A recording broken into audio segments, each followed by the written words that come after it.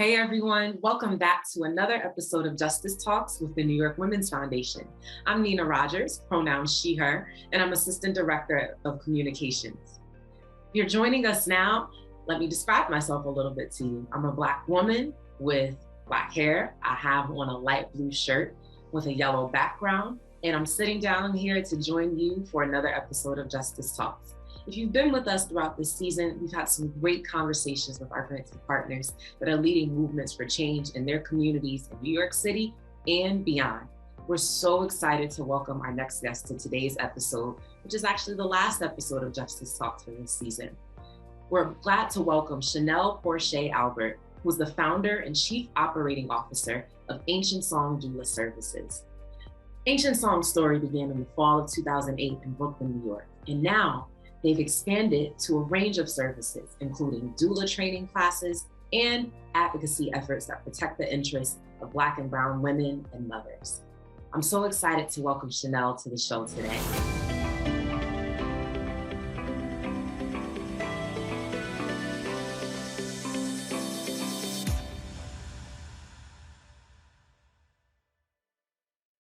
So let's jump right into things, Chanel. What led you to the work that you're doing now? And was there a particular moment you can think of that was your inspiration? Oh, yeah, for sure. So what led me to the work was the birth of my first child. I had originally was seeing a Black woman OBGYN, and my thought was, oh, if I have somebody who looks like me, everything's gonna be fine. Like, they'll understand, it'll be the vibes, all of the energy. And that's not what happened. And so a couple of months into my pregnancy, I remember that I had this information from a Black midwife. I had maybe 2 years prior walked on upon a natural birth expo. And so it was in Union Square. I was walking around. I was like, wow, I've never seen all of this. And there happened to be a Black midwife and doula there. And I spoke to them and I got their information and I held on to it. And I remembered I had it. And I contacted them via MySpace. And yeah, I had a wonderful home birth experience. I had my midwife there, my doula. And after that experience, I decided to take a doula training. I was like, why don't, more women and birthing people know about this? Like, I don't understand, like, that we have the option to do this, like, to be able to, flex ourselves the way we see fit. And so I took a training. I started to attend births and I started to see the ways in which people were treated.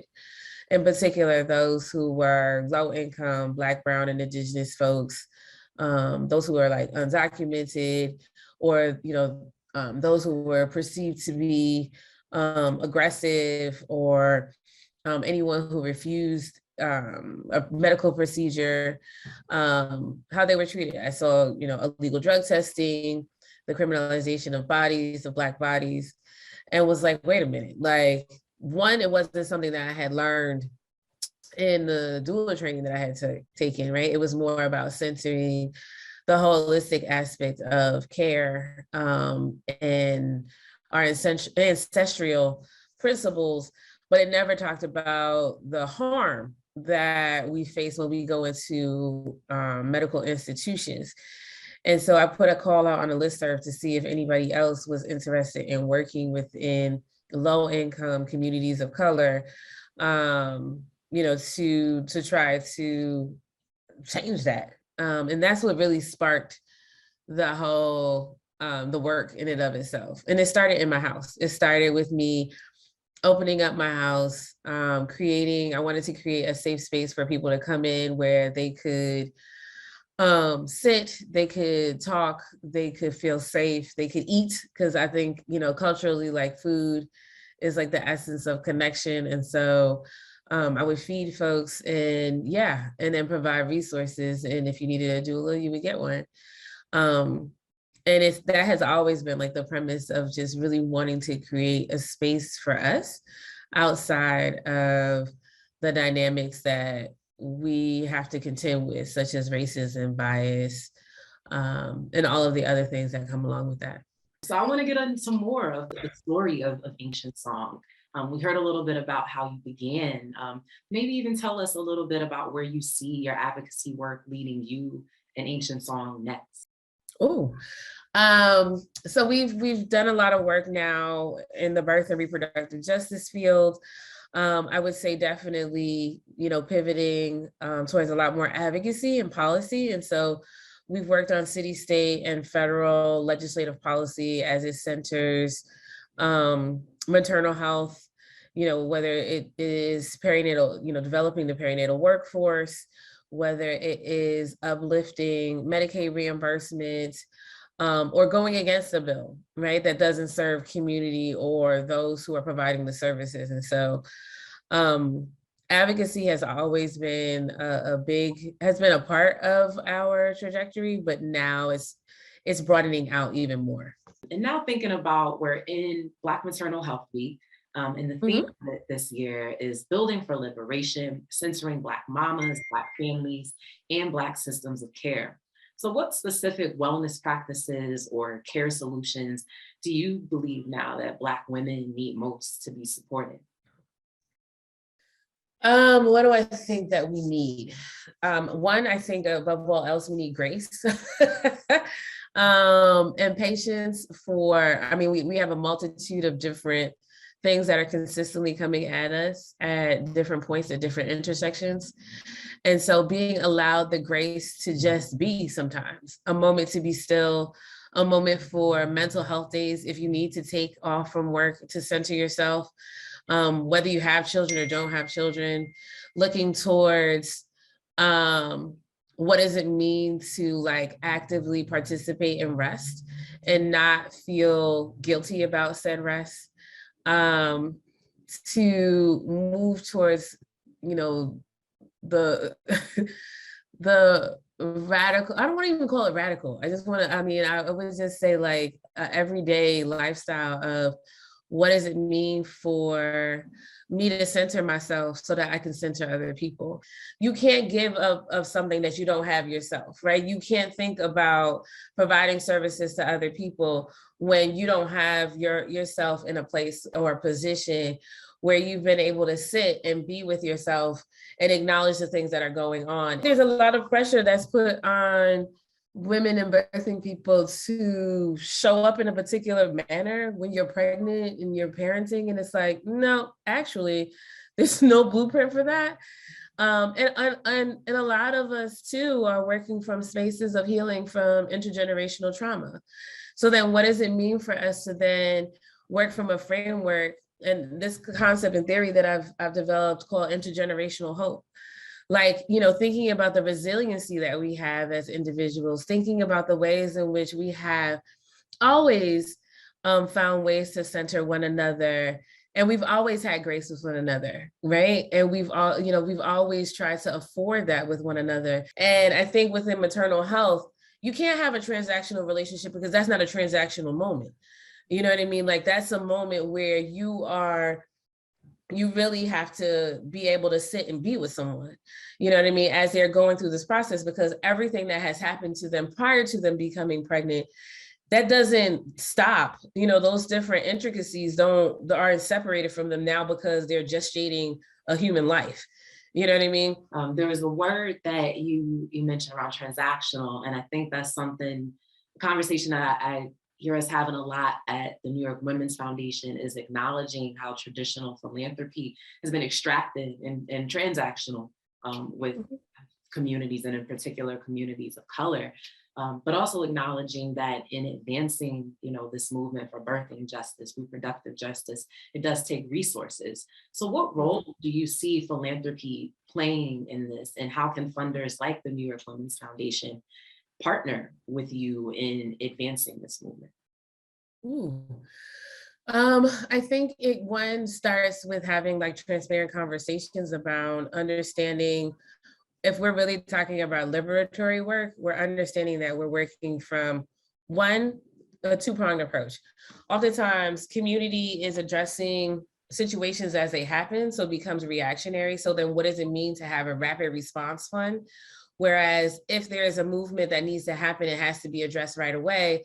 how can community then tap into those resources that are necessary so that they can help to advocate for themselves in a way that feels affirming, right? So whether it be something around legislation, or if it's around a housing issue, or something has to come together for a pandemic, you know what I mean? And you need to get emergency resources out. Like, how does that work in them being able to do that?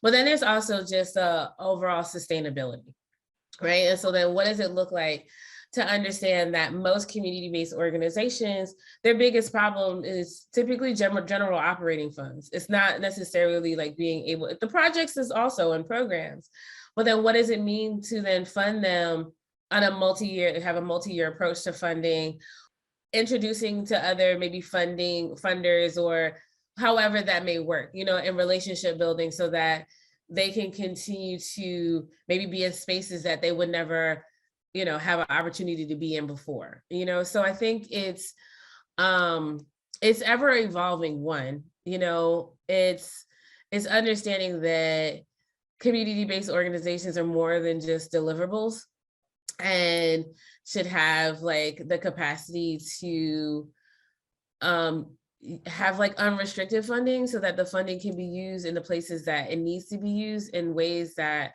meet the needs of the communities. Janelle, before we go, I'm gonna ask you what every guest of Justice Talks responds to at the end of their interviews. What is justice to you? Justice is the ability to be free. It's the ability to navigate in spaces and have your bodily autonomy respected, to be able to have your voice heard. It doesn't necessarily mean that you have to be agreed with, but but to be able to give voice, and to have that voice be heard and to be respected. It is having your needs met in a way that creates sustainability and not codependency. It is joy, is love, is laughter, it's peace of mind.